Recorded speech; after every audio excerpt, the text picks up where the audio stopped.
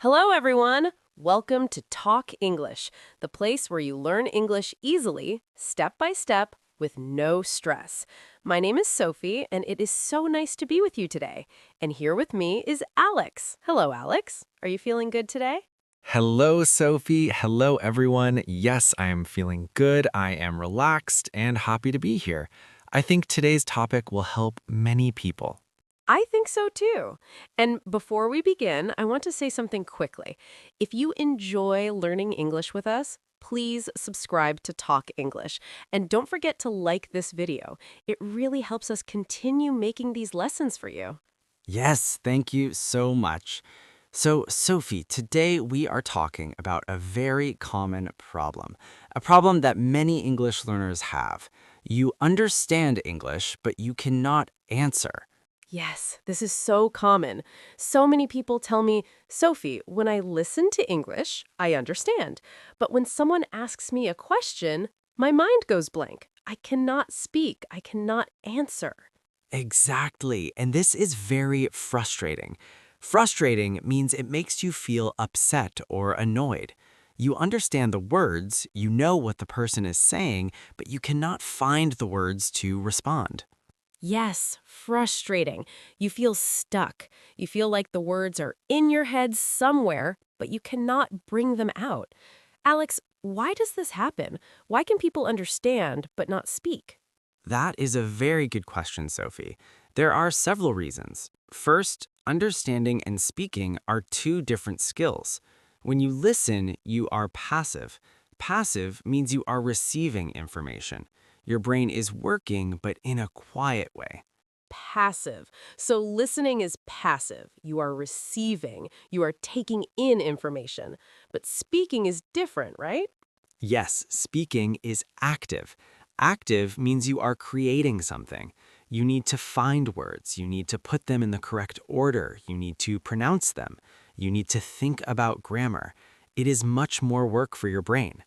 So listening is receiving and speaking is creating. I see. That makes sense.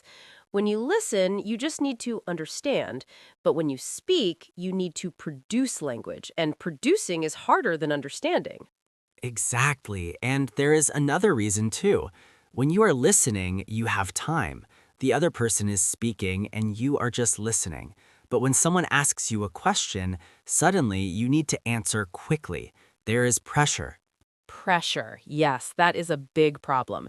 You feel like you need to answer immediately. You feel nervous. And when you're nervous, your mind can freeze. Freeze means it stops working, like ice. Everything stops. Yes, your mind freezes. And this happens to everyone, not just English learners. Even native speakers sometimes freeze when they are nervous or surprised.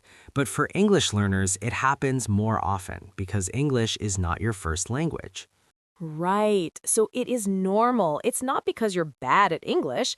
It's because speaking requires more brain work and because you feel pressure to answer quickly. Alex, how can people solve this problem? How can they learn to answer, not just understand? Good question. The first step is practice, but not just any practice. You need to practice speaking, not just listening. Many people spend hours listening to English. They watch movies, they listen to podcasts, and that is good. But if you want to speak, you must practice speaking. Practice speaking. But Alex, how can you practice speaking if you are alone, if you don't have someone to talk to in English? There are ways. First, you can talk to yourself. I know it sounds strange, but it works. When you are at home, speak in English. Describe what you are doing. Say, I am making coffee. I am sitting on the sofa. I am reading a book. Talk to yourself. I like that. It's simple. You don't need another person. You can practice anytime, anywhere, and nobody's judging you. You can make mistakes freely. Exactly. And here is another exercise. When you listen to something in English, like a podcast or a video, pause it. Then try to summarize what you heard. Say it out loud. Use your own words. This helps your brain practice creating sentences. Oh, that is a great idea. Pause and summarize. So you listen, then you speak. You're practicing both skills together. This connects listening and speaking in your brain. Yes, it connects them. Another thing you can do is answer questions out loud. When you watch a video and someone asks a question in the video, pause it. Answer the question yourself. Even if nobody is listening, answer out loud. Answer out loud. I think that is very important. Many people think the answer in their head, but they don't say it. But thinking and speaking are different. You need to move your mouth. You need to hear your own voice. Absolutely. When you speak out loud, you are training your mouth muscles, you are training your pronunciation, and you're training your brain to find words quickly. This is all very important for real conversations. Yes. Now, Alex, let me ask you something. What about grammar? Many people worry about grammar. They understand a question, but they think, oh, I need to use the correct grammar. What is the correct verb tense? And then they freeze because they're worried about making mistakes. This is a very big problem, Sophie. Many people are too worried about grammar, and I want to say something clearly to everyone listening.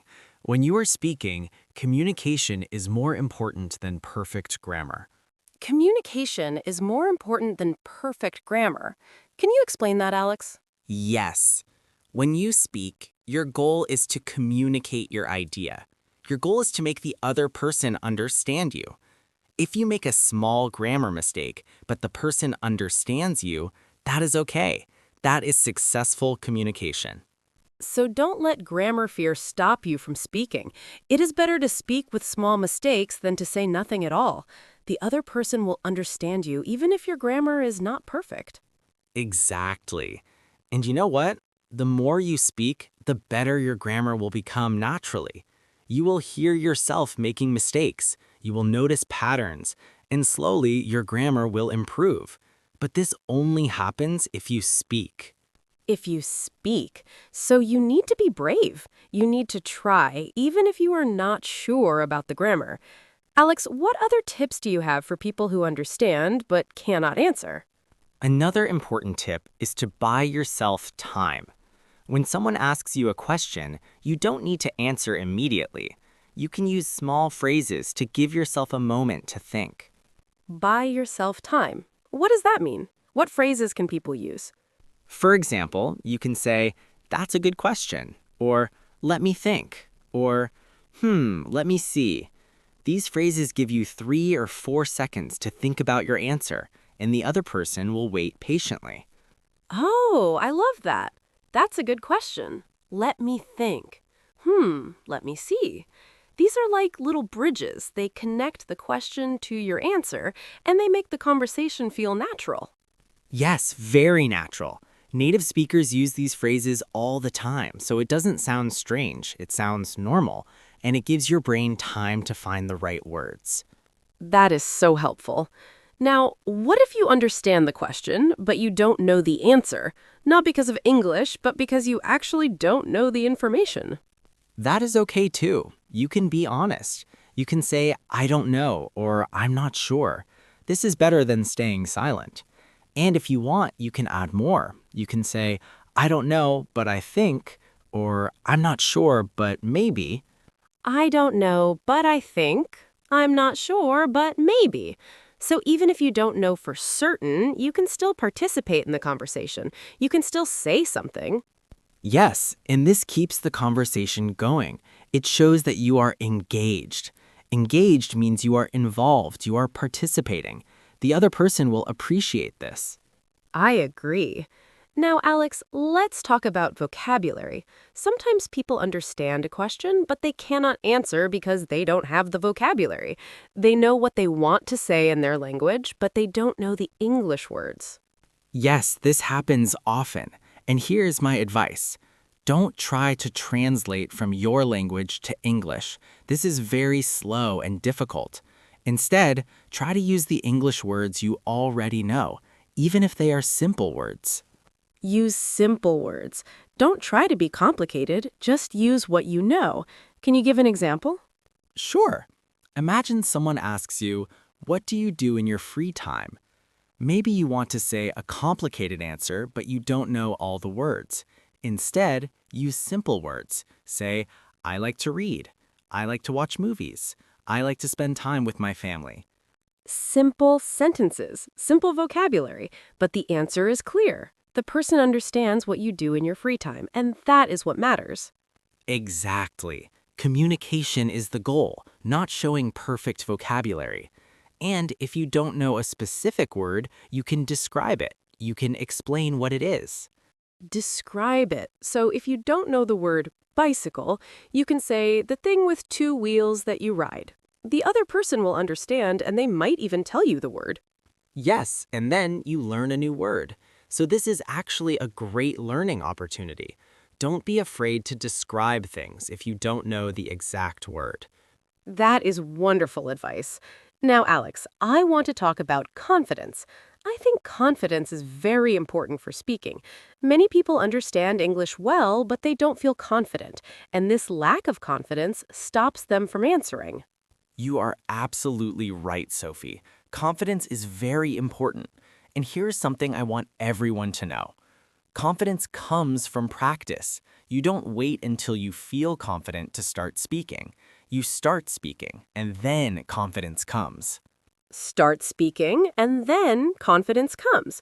So it is the opposite of what people think. People think, when I am confident, I will speak, but actually, when I speak, I will become confident.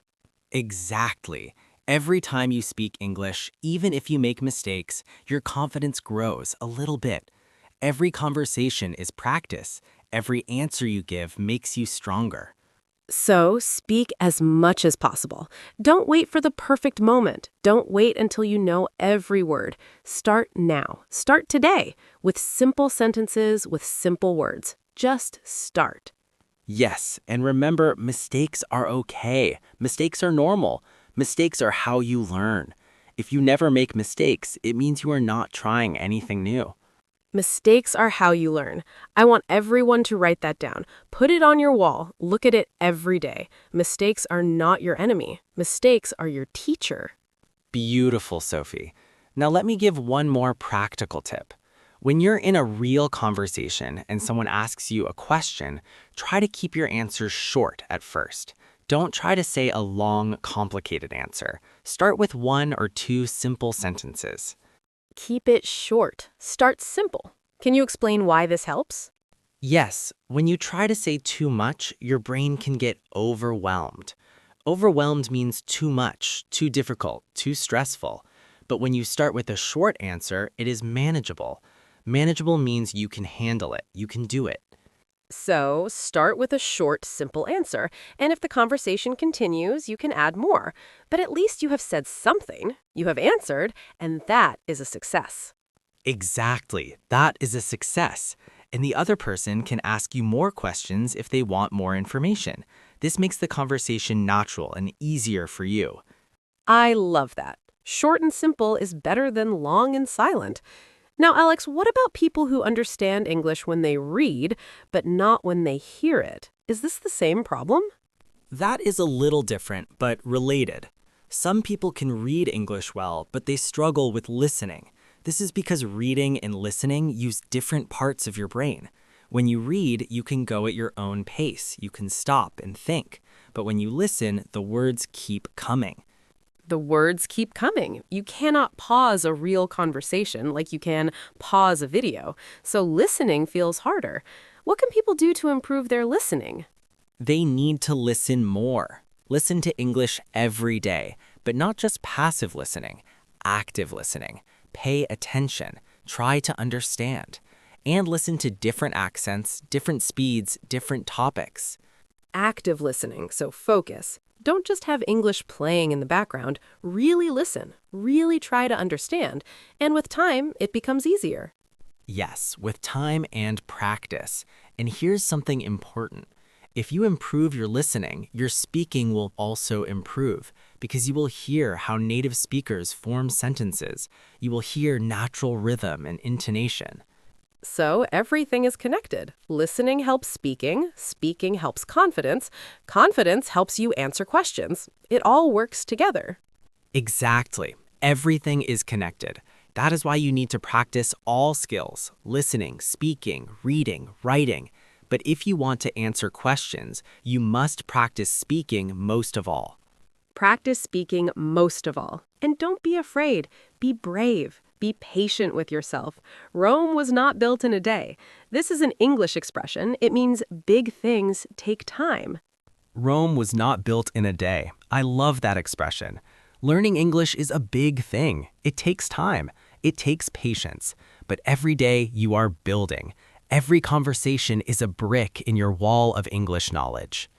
Every conversation is a brick. What a beautiful image. And you know, Alex, I want to say something to everyone listening right now. If you are listening to this podcast and understanding us, you are already doing so well. You are already learning. Yes, and the next step is to use what you understand. Practice speaking. Answer questions out loud. Talk to yourself. Describe your day.